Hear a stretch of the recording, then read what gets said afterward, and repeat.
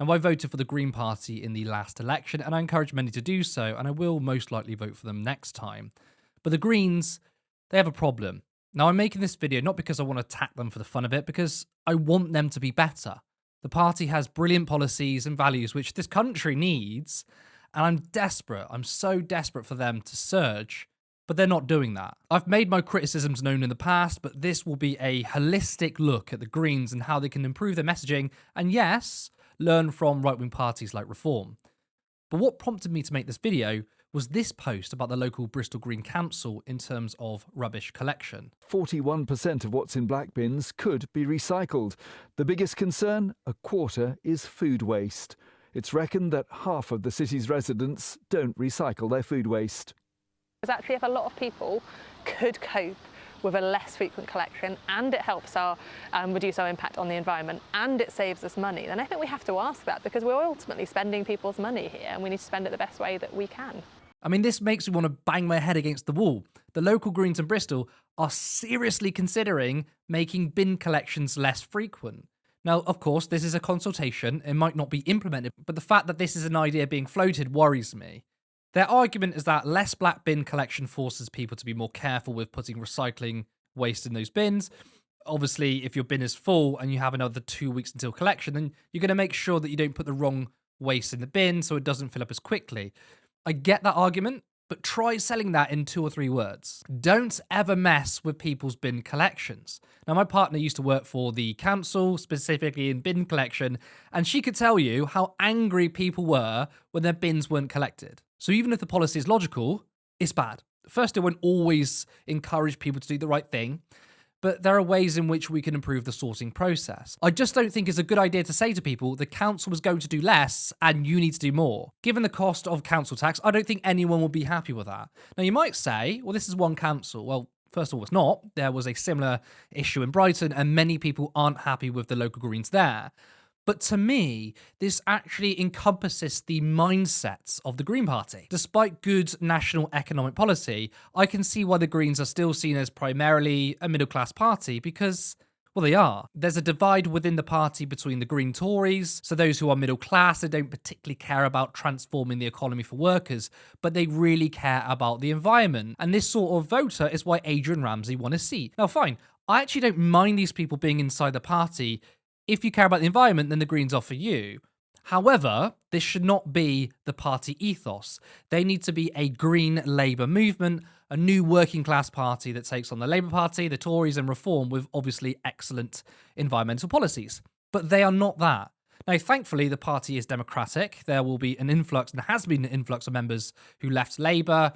Therefore, largely the policies of the party, I think, will be positive. I'm very happy that the party now supports HS2. But there's another problem. And in this political climate, arguably more important, personality and populism. Looking at the polls, Reform is top in one of them, even if that's a bullshit poll. There's plenty of other polls which show they are second and third. Some pollsters give them over 100 seats. Yet the Greens stay on 8 to 10%, 4 or 5 seats. That's not good enough. Now, I can hear people say, well, the media is biased against them. They don't platform the Greens. I know, I've made that observation and expressed that for years, but I actually don't want to hear that. First of all, it's a defeatist argument. It's kind of saying, well, we can't do anything about it because the media's bad. I want to hear solutions. But second, I actually don't believe that the media are all of the blame, or they're completely to blame for this. There are so many things the Greens can do. Now, the main obvious one is both Carla Denyer and Adrian Ramsey are literally completely unknown. I really think they need to drop the co-leader policy and have one person who is incredibly charismatic and a good communicator. And I think Carla is very good, by the way. I think she did very well. I mean, I think she even dominated the election debates. But again, no one knows who she is, so please just have one leader. Now, Reform, they know how to do politics. And the Greens, yes, they need to learn from them.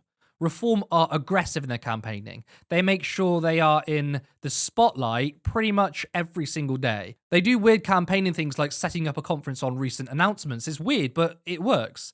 Usually parties have one conference a year, and if there's a huge seismic event, then yeah, okay, maybe they might do another one, but largely it's one per year. And Reform are doing conferences on grooming gangs, or whenever Starmer says something stupid, they weaponize it. Why aren't the Greens doing that? Do a press conference on the economy. talk about public ownership, the public ownership conference. The media don't want to talk about the Greens. So you have to make them talk about you, force them to do it.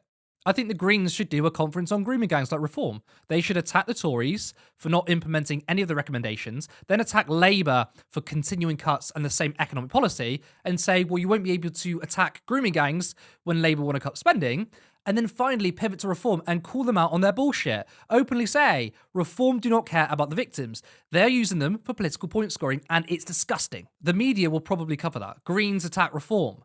If Reform responds, even better, let them bite. The Greens need to be seen as fighters willing to get in the mud, not the nice, polite environmental party, but aggressive populists. Now, of course, conferences cost money, but they don't need to be the size of the annual one. Just put a board behind you, a stand, some nice lighting, and just have a handful of people in the crowd. Make it look big on camera. It doesn't need to be expensive. Now, I mentioned populism. The Greens aren't acting like an insurgent populist party like Reform. Now, Reform isn't populist. They are fake populists, but people think they are. They need to stop being too technocratic. Now, Ellie Chowns, she's a Green MP. She made a video for social media a while back, and she went through all the bits of legislation she wanted to pass and all the sort of parliamentary procedures. And that's nice. It's good to see she engages with people. But what is that? I mean, that is boring technocratic politics. They're accused of playing politics by the old rules.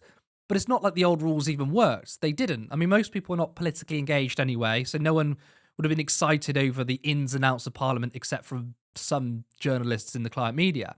In fact, the old rules gave way to populism, so it's not like the old game worked anyway. This is not campaigning. The Greens and left of centre parties need to adopt the Trump method.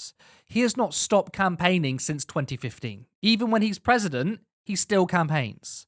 What we see from political parties, what we see from the Greens, is that they put together good national campaigns during an election. But I think that needs to change.